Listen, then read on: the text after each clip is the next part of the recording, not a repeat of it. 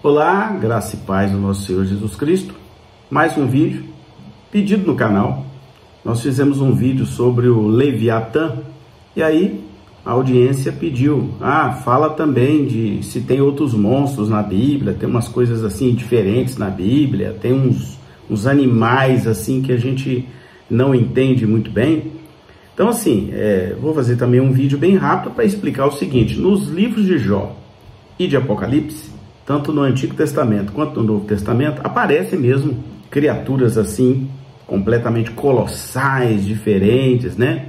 Algumas dessas criaturas são mencionadas como metáforas, tem um grande viés simbólico e escatológico, principalmente nas revelações que o discípulo de Jesus, João Batista, teve na ilha de Patmos, né? Quando ele escreveu aquele conjunto de revelações que está no último livro da Bíblia, chamado Apocalipse. Então veja bem, claro que isso assusta um pouco, é diferente, né? Lá no livro de Jó, que tem algumas interpretações diferentes, mas também tem interpretações de que aqueles animais citados lá, tanto o Leviatã, que eu já falei aqui nesse canal, quanto o outro animal chamado Behemoth, eles induzem a entender de que são os dinossauros, são dois animais do período dos dinossauros aqui na Terra. Então por isso que eles são descritos de forma bem diferente, né? Eu lembro aqui, Leviatã, citado no livro de Jó, pode ter sido um animal desses aí, dinossáuricos, né? E tá lá no capítulo 41 e fala das características dele, né? Só para relembrar, isso está num vídeo específico aqui, né? Você consegue pescar com anzol ou prender sua língua com uma corda? Falando do animal. Das suas narinas sai fumaça como de panela fervente sobre fogueira de juncos. Seu sopro faz o carvão pegar fogo, da sua boca saltam chamas. Ele faz as profundezas se agitarem como caldeirão fervente e revolve o mar como pote de unguento. Deixa atrás de si um rastro cintilante como se fossem os cabelos brancos do abismo. Nada na terra se equipara a ele, criatura destemidas. Quem quiser conferir, está em Jó 41, os versos 1, 20 e o 21. Muito bem. Então, o que a gente depreende, e eu já falei isso aqui no vídeo, é que era um monstro marinho muito grande, que soltava fogo pela boca, sabemos se sim ou não, fumaça pelas narinas, é o que a Bíblia descreve. Ele era tão grande e forte que as águas do mar se agitavam quando ele passava, né? E o Salmo 104, também citei isso no outro vídeo, confirma que realmente existia esse monstro aí das águas. Lá no Salmo 104, versos 25 e 26, está escrito assim: eis o mar imenso e vasto, nele vivem inúmeras criaturas, seres vivos, pequenos e grandes. Nele passam os navios e também o Leviatã, que formaste para com ele brincar. Então está lá no Salmo. Há algumas versões costumam dizer que Leviatã é uma espécie de crocodilo, ainda que tenha existido crocodilos imensos naquele período dos dinossauros, que esse crocodilo que existe hoje no Nilo, por exemplo, é um remanescente daquela época.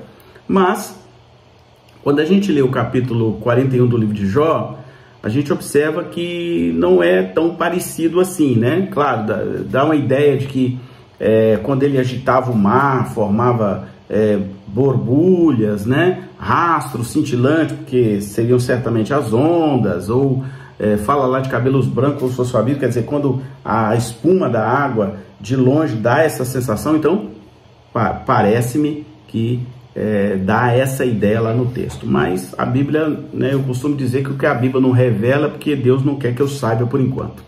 Depois, esse mesmo livro de Jó também fala de um outro ser, um outro animal colossal chamado Behemoth, né? No capítulo 40, o próprio Deus fala para Jó. É interessante isso aqui, que é Deus conversando com Jó sobre essa criatura, e ele vai dizer assim, Jó 40, 15 a 17, olha só: veja o Behemoth, que criei quando criei você, e que come capim como boi, que força ele tem nos seus lombos, que poder nos músculos do seu ventre, a cauda dele balança como cedro, né? e os nervos de suas coxas estão firmemente entrelaçados. Bom, analisando isso aqui, lembra de vários tipos de dinossauro que a gente vê por aí, né? Um animal herbívoro, pelo que descreve aqui, que vivia perto de rios, de lagos, né? Coisa desse tipo. Era muito grande e forte, que nem a correnteza era capaz de tirar ele do lugar, né? Muito bem. Aparentemente, pelo que a gente lê lá, era um animal que comia capim, como o boi, né? Um herbívoro, e ele não era de atacar outros animais. Essa é a ideia que dá, exceto se ele fosse atacado. Então, algumas versões dizem que esse behemoth seria uma espécie de hipopótamo ou elefante. Eu não creio assim, mas essa criatura é diferente deles, né? Pelo que a Bíblia indica, né? Então, diz que ele tinha uma cauda grande e potente, que comparada com o cedro, que é uma árvore alta, forte, muito resistente, e eu acho que elefante e hipopótamo não teria essa característica. Me lembra mais um dinossauro, daqueles grandes que a gente vê aí, né, nas histórias e também nos escritos dos cientistas a respeito daquela época dos dinossauros. Mas há outras coisas, né, na Bíblia. A Bíblia fala de um gafanhoto do abismo. É isso mesmo, gafanhoto do abismo, né? Que além do dragão e das bestas, que eu vou falar já, é uma outra criatura que a Bíblia menciona para relatar fatos lá do fim dos tempos. Aí já é escatologia. É um gafanhoto que vem do abismo, né? Então o apóstolo João, que está lá na ilha de Patmos, como eu disse, ele fala lá no texto de Apocalipse de que esse gafanhoto, ou esses gafanhotos do abismo, surgirão logo depois de que uma das trombetas de Apocalipse for tocada. Está lá em Apocalipse 9, do verso 1 até o verso 3, que diz assim: o quinto anjo tocou a sua trombeta e viu uma estrela que havia caído do céu sobre a terra. A estrela foi dada a chave do poço do abismo. Quando ela abriu o abismo, subiu dele fumaça como a de uma gigantesca fornalha, e o sol e o céu escureceram com a fumaça que saiu do abismo. Da fumaça saíram gafanhotos que vieram sobre a terra, e lhes foi dado poder como dos escorpiões da terra. Muito bem. Então, características aqui bem assustadoras, né?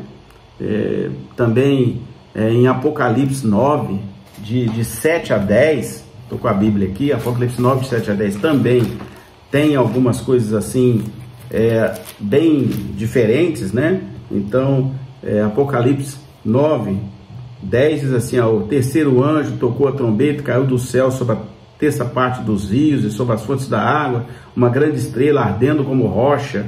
O nome da estrela é Absinto, e a terça parte das águas se tornou em absinto, né? É uma coisa azulada, e muitos dos homens morreram por causa dessas águas, porque se tornaram amargosas, né? Ele diz isso aqui. Então, parece-me que também assim, a segunda trombeta, ou a primeira trombeta, e houve saraiva de fogo, mistura de sangue, foram atirados à terra, foi então queimada a terça parte da terra, das aves também toda a erva verde. Aí depois vem a segunda trombeta, que vai falar que como uma grande montanha ardendo em chamas foi atirada ao mar, cuja terça parte se tornou em sangue, morreu a terça parte da criação que tinha vida existente no mar, e foi destruída a terça parte das embarcações. Ele vai seguindo, né? Quinta trombeta, a sexta trombeta, são as trombetas que vão tocar. Então, aqui também na quinta trombeta, está no capítulo 9, eu estou com a Bíblia aqui embaixo, está escrito assim: o aspecto dos gafanhotos será semelhante a cavalos preparados para a peleja. Na sua cabeça havia como se que coroas parecendo de ouro, e o seu rosto era como o rosto de homem.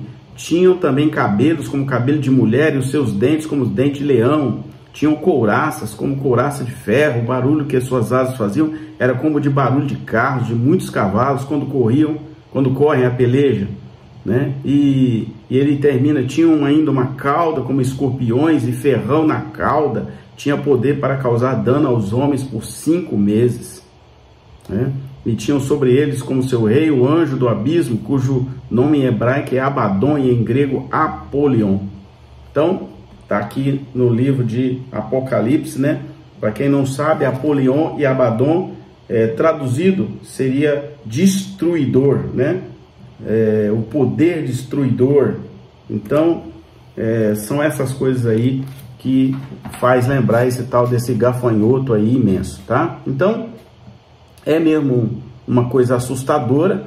Eu tenho para mim de que, dentre as coisas que podemos depreender desse texto, é que esses gafanhotos representam o pecado e toda a tormenta do pecado que virá sobre aqueles que não têm a marca da promessa de Deus, que não tem o nome inscrito no livro da vida, que não tem o Espírito Santo dentro deles. É isso que eu depreendo.